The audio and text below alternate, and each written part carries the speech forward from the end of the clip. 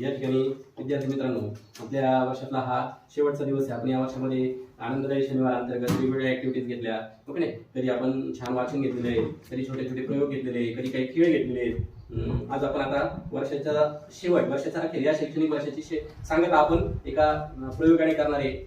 आपण बघतोय समाजामध्ये अनेक बंधू बाबा जे आहे वेगवेगळ्या चमत्काराच्या नावाखाली लोकांना काहीतरी प्रलोभन दाखवतात, त्यांना मोहित करतात आणि बिचारे भोळे बाबडे लोक सुद्धा या बुवाबाजीच्या किंवा अंधश्रद्धेच्या आहारी जातात आणि बऱ्यापैकी त्यांची फसवणूक होते, आर्थिक होते, शारीरिक होते, मानसिक होते, सगळ्याच प्रकारे हानी पोहोचते. ओके, तर आता या ठिकाणी आपण एक साधासा प्रयोग करणार आहे. आपल्या समोर हे जे दिसतंय केमिकल, याला म्हटलं जातं पोटॅशियम परमॅंगनेट. पोटॅशियम परमॅंगनेट आणि हे जे आहे हे आहे ग्लिसरीन. तर पोटॅशियम परमॅंगनेट आणि ग्लिसरीन ही ज्यावेळेस आपण रिॲक्शन करतो त्याच्यामधनं अग्नी प्रज्वलित होतं, उष्णता तयार होते आणि अग्नी प्रज्वलित होतो. छोटासा प्रयोग आहे, परंतु बंधू बाबा किंवा बऱ्याच वेळेस आपल्याला काही दाखवत आहे की नारळातनं अग्नी प्रज्वलित होतोय किंवा एखाद्या ठिकाणी काही न काळीपिटीचा वापर न करता अग्नी प्रज्वलित. तर याच्या पाठीमागे ही रसायनं असतात, हे केमिकल्स असतात. या ठिकाणी आता आपण हे करून बघूया. पोटॅशियम परमॅंगनेट मध्ये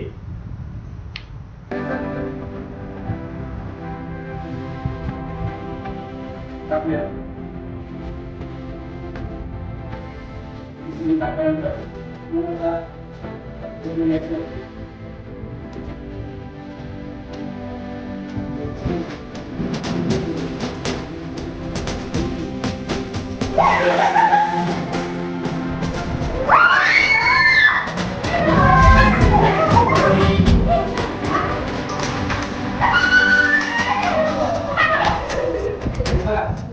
या ठिकाणी विद्यार्थी मित्रांनो, म्हणजे या छोट्याशा प्रयोगातून तुम्हाला कळालंय की जगामध्ये प्रत्येक गोष्टीमध्ये काय आहे, विज्ञान. काय प्रत्येक गोष्टीमध्ये काय आहे, विज्ञान आहे, सायन्स आहे. म्हणजे आपल्याला सुद्धा त्यातलं काय शिकायचंय की आपण समाजात वावरत असताना, ओके, आपण शाळेत येतोय, शाळा शिकतोय, म्हणजे आपण आपल्याजवळ कुठला दृष्टिकोन बाळगला पाहिजे, वैज्ञानिक दृष्टिकोन बाळगला पाहिजे. प्रत्येक गोष्टी मागे काय आहे, सायन्स आहे, विज्ञान आहे आणि सजगपणे अतिशय सतर्कपणे राहायला पाहिजे. या छोट्याशा प्रयोगाने आपण आपल्या शैक्षणिक वर्षाची सांगता करतोय.